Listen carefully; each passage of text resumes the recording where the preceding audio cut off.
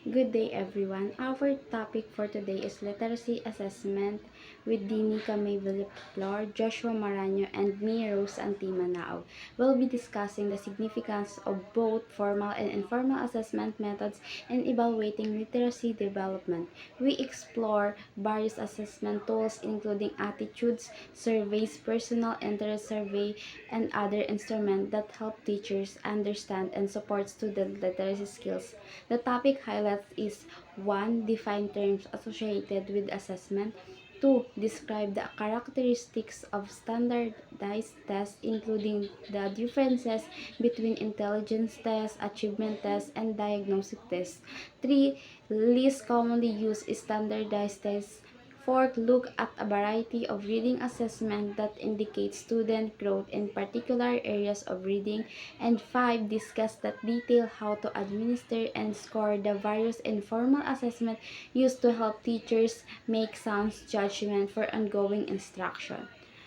The important thing is not much that every child should be taught, as that every child should be given the wish to learn, according to Son Lombok. Assessment. Assessing student performance to guide instruction is a long-standing practice of classroom teachers and reading specialists, according to Mokhtari Hutchison Edwards, year 2010. Assessment is the process of gathering data in order to better understand the strength and the weakness of student learning, as by observation, testing, interviews, and etc. Formal standardized assessments instrument three types of standard tests: intelligence, achievement, and diagnostic. Standards for assessment. The National Council of Teachers of English, or NCTE, and the International Literacy Association, ILA, collaboratively wrote the 11th standard for the assessment of reading and writing, which can be used as a guide when planning assessment of your student literacy. In addition, many states use the Common Core State Standard (CCSS) as a basis for their assessment, while other states are adopting CCS-aligned assessment. The goal of this next generation assessment is to go beyond the usual multiple choice and short answer question to measure the full breadth and depth of knowledge and skill described in the standard. Standardized test advantages and disadvantages. Two advantages of standardized tests is: 1. Indicate whether an individual student needs additional screening, and 2.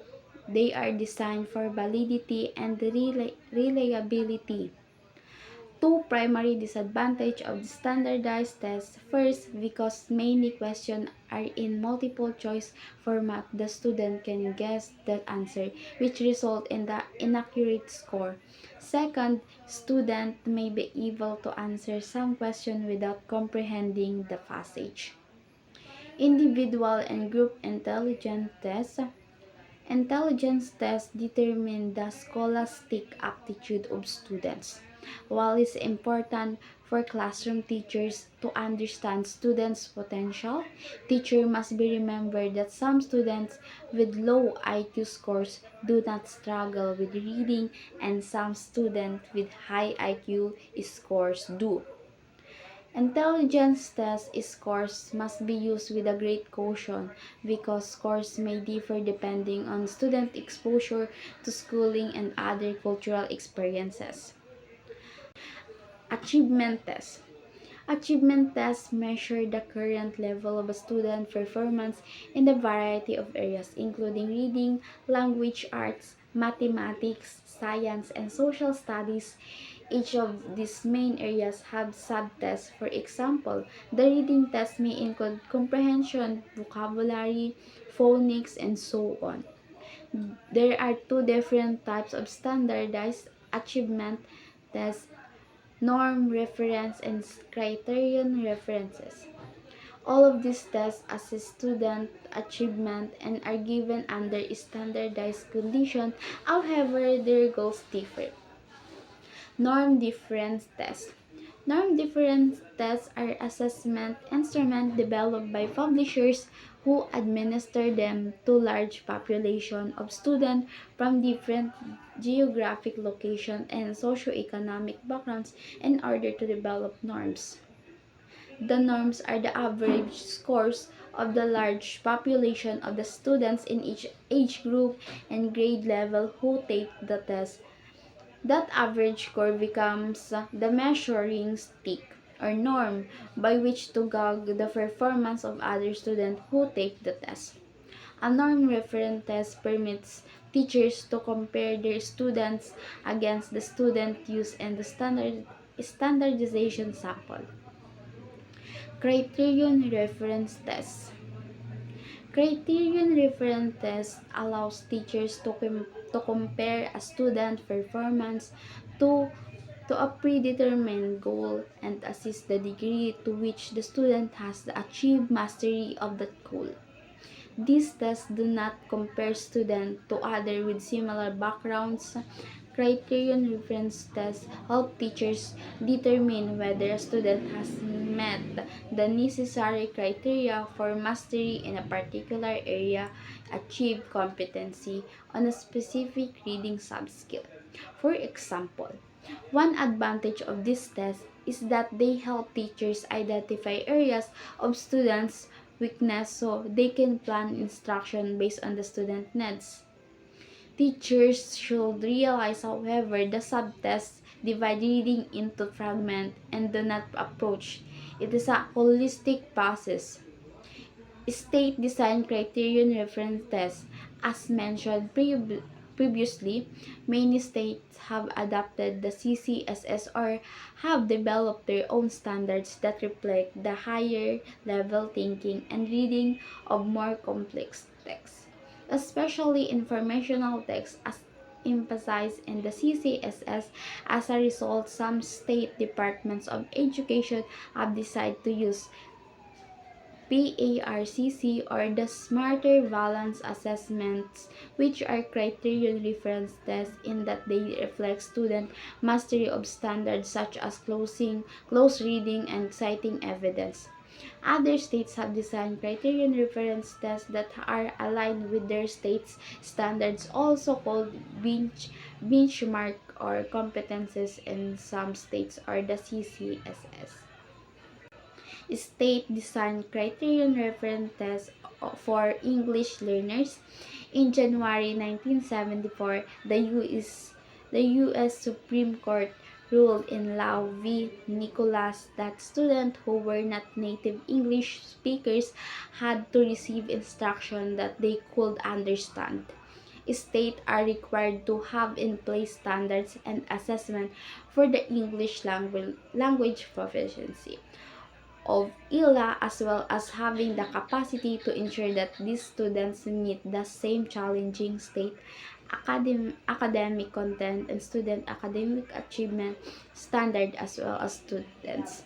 Ensuring that ELA are ready to meet this challenge requires standards and assessment that are rigorous and demanding, but also sensitive to the linguistic and cultural backgrounds of this diverse group of students. National Clearinghouse for the English Language Acquisition, year 2010.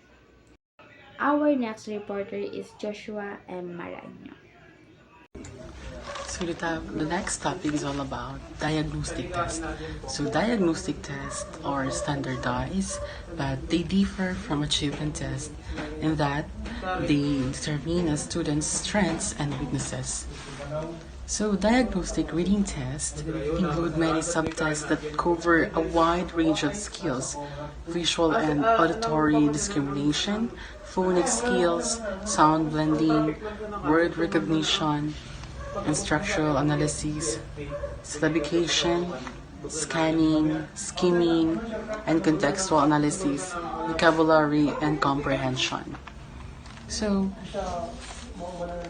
in diagnostic tests, there is advantage and disadvantage. So, the advantage of diagnostic, the fact that because they are standardized, they are more valid and reliable then running records, miscue analysis, maze test, and close test. So the disadvantage of diagnostic, they must be administered and scored by trained teachers. So let's move forward. So next is oral reading test. So oral reading test evaluate the student's rate, accuracy, fluency, and comprehension. Typically used for struggling readers, they consist of graded passage from 1st to 8th grade. Teachers check errors, learn student handling of unknown words, and note reader expression and prosody. So, struggling readers are learners who do not know the words or are not familiar on how to read or to comprehend the words that they have read. So the next is all about individual diagnostic test. So in individual diagnostic test, there are 7 types of diagnostic tests. So the first one is Glimmer Oral Reading Test. So Glimmer Oral Reading Test evaluates the reader's accuracy, comprehensions, and the rate. So the next one is Gray Oral Reading Test. So it evaluates accuracy and comprehension but not the rate. So the third one is Woodcock Reading Mastery Test. So this test is easy for classroom, teachers, and administer and score. So the fourth one is Dural Analysis of Reading Difficulties. It covers the grades kinder to grade 6. So pre-reading phonics, interventions, auditory analysis of words, and words elements. So the fifth one is Gates McKillop Horowitz test. So it covers the kinder to grade 6. So the sixth one is diagnostic reading skills. So under it covers the grades 1 to 7. The last one is CPA word analysis test. So all subtests evaluate word recognition or phonic analysis skills. So the last topic is all about portfolio. So portfolio are student work collections organized by year displaying exemplary work, and it can be organized into a file, border, binder, or electronic files with logs for record keeping. So there are 4 types of portfolios. The first one is working portfolios. Work portfolios organize a student work in progress. For example, a working portfolio for reading may contain a recording that the student is using to increase reading expression, rate, and fluency. Second one is growth portfolios. So teachers usually have one of growth portfolios for reading because they contain samples of student work over time. So growth portfolios are valuable assessment tools for documenting achievement in reading and writing. So the third one is best work portfolio. Best work portfolio may contain poems, stories, reports, and newspaper articles, each accomplished by a self-assessment sheet of planning why the student believes it is one of his or her best work. So the last one is electronic portfolios. So electronic portfolios may contain scanned forms, students' writings, audio versions of students' readings, digital photographs, and videos. Informal assessment for English learners. The two assessments for English learners discussed earlier, the LAST A and LAST R or W, measure general growth, but they are not diagnostic-oriented. Classroom teachers, especially in grade 4 and up, require additional method to measure English learners' literacy development and teacher design. Subject area tests such as science, social studies, math, and health education. Linsky Ehlers, Sabala, Daniel, and San Erminger 2006 suggest authentic performance assessment for this purpose. Ang pangunahing pinopoint dito ay may measure ng mga assessment gaya ng LAST O at LAST R or W ang overall development. Kulang ang mga ito sa kakayahan na mag-diagnose. Kaya naman ang mga guro, lalo na sa grade 4 student, ay nangangailangan ng additional way para ma-assess ang pagbabasa at pagsusulat ng mga mag-aaral na nag-aaral lalo na sa mga different subject. Sinasuggest dito na using authentic performance assessment as a more effective alternative. Linsky 2006 used Harley Blake's 2006 guide principle for teachers as they consider authentic performance assessment. They are: number 1. Assessment activity should help teacher make instructional decisions. So, ang mga gawain sa pag-evaluate ay dapat na makatulong sa mga teacher na gumawa ng decision sa pagtuturo. So, number 2. Assessment strategies should help teachers find out what students know and can do, not why they cannot do. So, ang mga strategies sa pag-evaluate ay dapat na makatulong sa mga teacher na malaman kung ano ang mga kakayahan at alam na mga student hindi yung hindi nila kaya at hindi nila alam. Number 3. The holistic context for learning should be considered and assessed. So, sinasabi dito na ang buong context ng pag-aaral ay dapat na makonsider and evaluated. Number 4. Assessment activities should grow out and authentic learning activities. Ang mga gawain sa evaluation task ay dapat na mag-grow sa mga real learning task. Number 5. Best assessment of student learning are longitudinal. They take place over time. So, the best student learning tests are long-lasting and nangyayari ito over time. And number 6, each assessment activity should have specific objective, link, purpose. So, sinasabi dito na each evaluation task should have specific purpose related to the learning object. Types of authentic assessment. The first type of authentic assessment measure an English learner knowledge base. The teacher determines this knowledge base by interviewing the student, family members, former teachers, and any community worker who may have assisted in the student literacy development. It measures the student prior knowledge by talking to the student, family, former teacher, and community workers who help develop his or her reading and writing skills. Number 2. The second type of authentic assessment permits students to demonstrate what they know using non-knowledge methods. These include Venn diagrams, chart, drawings, and slide presentation or other multimodal methods. It allows students to demonstrate their knowledge using nonverbal means such as Venn diagrams, chart, drawings, and presentation. The third type of assessment is observation. Teacher observes student abilities and willingness to participate in literacy discussions and small group circles and work with their peers. Teacher observes student ability and willingness to participate in discussion and small groups activities.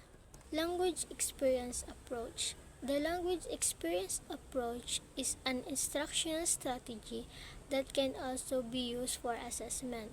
The teacher writes the text and the student dictates the experience. Then the teacher informally assesses the student each time he reads it back. The teacher assesses the correct pronunciation of words, the prosody, and the fluency. The student may also note syntax errors that he made in the initial dictation. To encourage students to self-monitor their development, teacher may have them write reflection on the LEA. Student may reflect how the context connects to another subject or how one story reminds them of another. Teacher can also authentically assess English learners by modifying a teacher-created test. The following modifications from Litsky 2006 are in addition to those listed earlier in the chapter.